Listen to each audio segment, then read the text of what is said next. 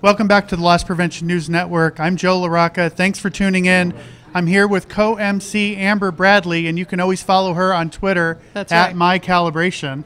And Amber is a very special guest to introduce. Amber? Yes, indeed. Hilbert Dijkstra, Director of Product Management for Nedap Retail. Thank you so much for being here. Thanks for having me. We almost missed you, but I'm glad we could point you out in the orange shirt there. No stranger to the crowd here. A sea of black suits, and we have orange. The orange wave is sweeping retail as we know it. I think that is safe to say, with the shirts and the shoes, and coming soon the ectomorph, or what's it called? What's the suit called? Anyone? A morph suit? Morph suit, yeah, there we are. Yeah. Wow. I don't know where ecto came in. It must be my science background. Yes, that's right. That's right. So you are the no BS product management guy, right? He's not going to try to sell you, which is why we left the hot seat question to this guy, which is really, why should LP folks really care about RFID? Like, what can RFID technology do for traditional LP problems? Well, I think what RFID can solve, like where traditional article surveillance systems focus mainly on external theft, like RFID can give you like a 360 LP overview and insights, and can solve both internal, external, and also optimize your processes. So it's like what we call a 360 LP approach. Yeah, absolutely. So we traffic in specifics here, right? Because it's, I mean, this is the no BS, because then the BS meter is going to go off, right? Yeah. Right. It goes off often with Amber speaking. Untrue. And it's going up. See, untrue. But let's get specific. So you said external. It could help you with external, internal, and processes. But let's give some examples on external. Like what? So what, for instance, RFID could do, so it could help you to prevent refund fraud. So how's that? Because with RFID, you can activate or deactivate individual levels. So you know when somebody comes back to your store with an item that's been stolen, you can see that the item has never been paid for.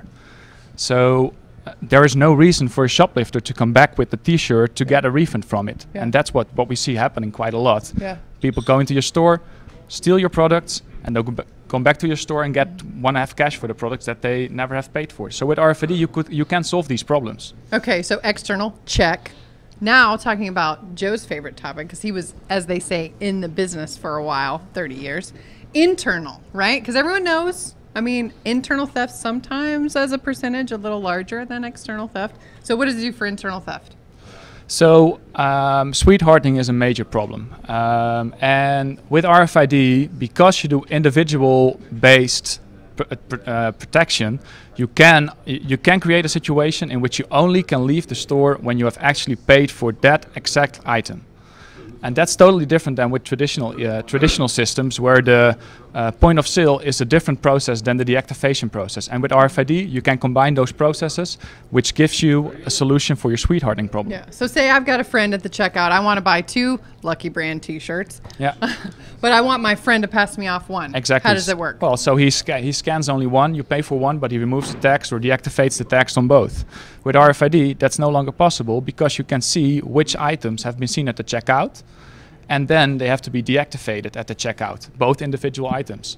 So it's in the item level security. So far, I'm impressed. Well, Joe, you got to throw him a hardball, because right now it's out of the park on the external, internal theft. What do you got over there? Well, let's talk a little bit about mobile pay. How do you see RFID tied to mobile pay? Well, mobile payment is, of course, the future. And I think in 10 years from now, nobody will accept that they have to queue up to pay.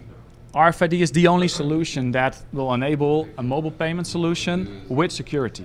Because with RFID, you can make sure that when the item is scanned at the mobile payment, that it's linked to the individual number in the item, so that you can leave the store when you have paid for it. So I think it connects all the dots between internal, external processes. All those things can be done with RFID. So when we see these news stories in the last couple of days about Amazon opening up a physical store in Seattle, Amazon, the wave of the future, go Amazon, right? That people will be able to walk in the store, pick up what they want, walk out, and never stand in a queue. Yeah. Solution? Yeah, sure. So RFID, so I think in the end, your security, level of security will all be determined by the quality of your system. And I don't think that traditional systems will solve these problems which you will have in the Amazon Go store, and RFID can solve these problems, also for loss prevention. That's great. So these are amazing topics. So we're going to ask you to stay. Hilbert, if you're okay staying, we need to leave it right there. We're going to go do the group drawing. LP selfies. Yes. Group selfies and get them in there. And I loved actually seeing all the selfies that were in fact selfies. Right. Sometimes it's hard. I get it. You got a big team with they get a bit back, but you know, the selfie is the. Well, and the drawing was done, the magic of live. Magic of live. So right in front of your faces, you saw them drop the bowl live, so we know the election was not rigged. Yeah. It the was Russians not rigged. hacked the selfie bowl. The Russians did not hack the selfie drawing. I knew it. Right? I knew it's it would happen.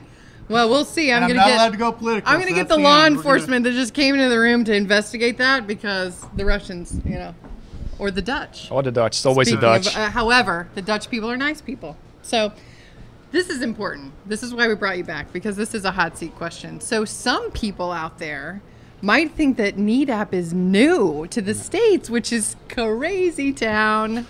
Why is that? Well, I heard that as well, but it's actually the case that Nedap has decided, like over the past few years, to move themselves and become more active themselves in the US. But the truth is that we're installing already, or our systems have been installed already for like over 10 years, because it used to be that one of our main competitors used to resell our systems and install the Nedap system. So Nedap is not new in the US. So everybody stop being nervous. Don't be nervous. Yeah, true. Nedap's been around. They're old. I have two burning hot seat questions. Oh no! They're actually both pretty serious. But okay. So first is, I'm shocked that they're serious. When you look at the installation, the U.S. versus somewhere in the European Union, is it easier to install there or here? Wow, that's a tough question. On the spot too.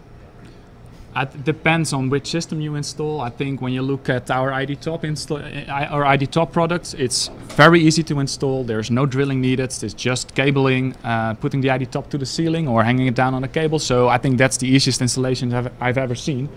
So the truth is that it depends on which products you're installing. Like pedestals are of course a little bit more difficult because you have to drill holes in the floor.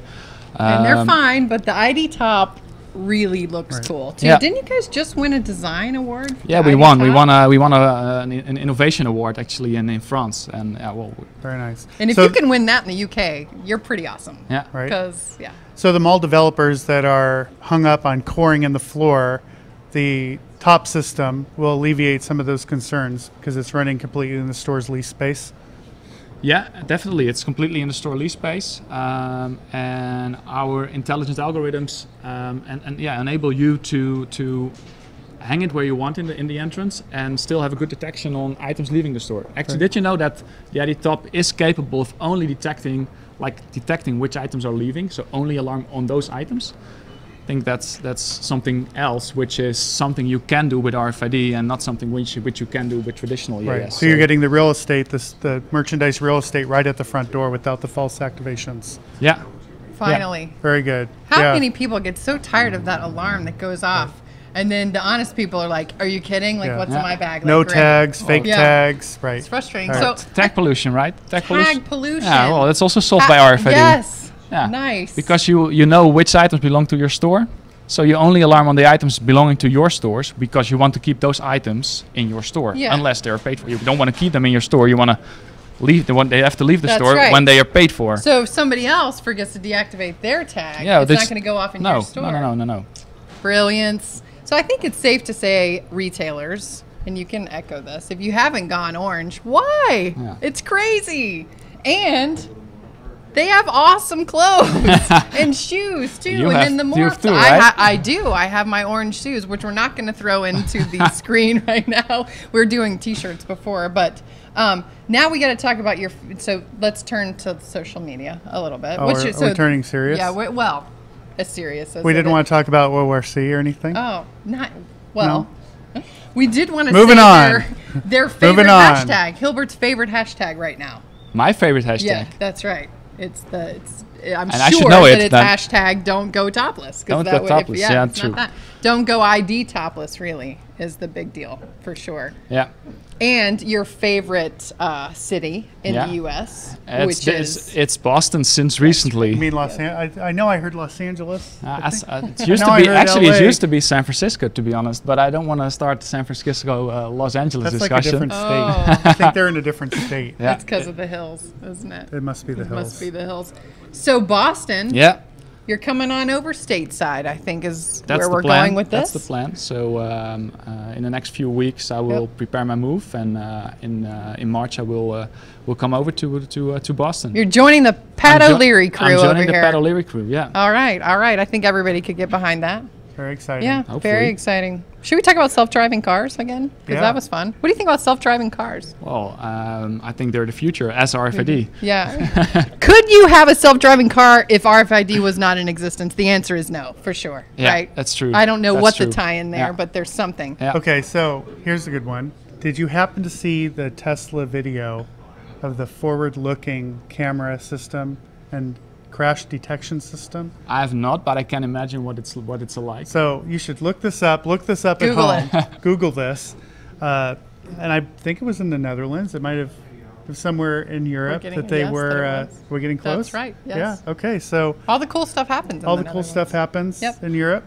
Right. So cars driving down the road. The Tesla self-driving autopilot slams on the brakes, sounds a collision alert before the naked eye sees anything happening. Yeah. 2 cars up, a crash was detected by the forward-looking device. It slowed the Tesla down to prevent it, stopped it, and cars collided, rolled over. It was really an ugly accident, but the driver of the Tesla and passenger were unscathed, stopped well behind the incident that took place. Machine learning, right? The future of machine learning, autopilot. To be honest, we have some machine learning algorithms in our equipment as well. So good for you. Yeah. So bring it back to Nedap. Good for you. Yeah. Wouldn't it be nice to have that kind of technology for your life, like relationship advice, like infrared for losers that you may see that you might date or something? That's not what Twitter's for? That's what Twitter's for, folks. Or maybe what's that other app that's all the rage? Tinder. That's what Tinder's for. Swipe left, swipe. I'm just saying, if there was some infrared, that would just be nice. That was after my time. Yeah. If you know what I mean. But speaking of more value, So look, we're going to get the wrap-up signal. Yes, so I don't get to ask my ORC question. No, but we did have a great time. Thank you, talking with Hilbert. Thank you for having me. Thank you, Nedap, for sponsoring the event today. We're very excited that you're here. I'm Joe LaRocca. You can follow me at LaRoccaJ with co-MC Amber Bradley at My Calibration. That's right. And we're turning it over to Gus Downing right now.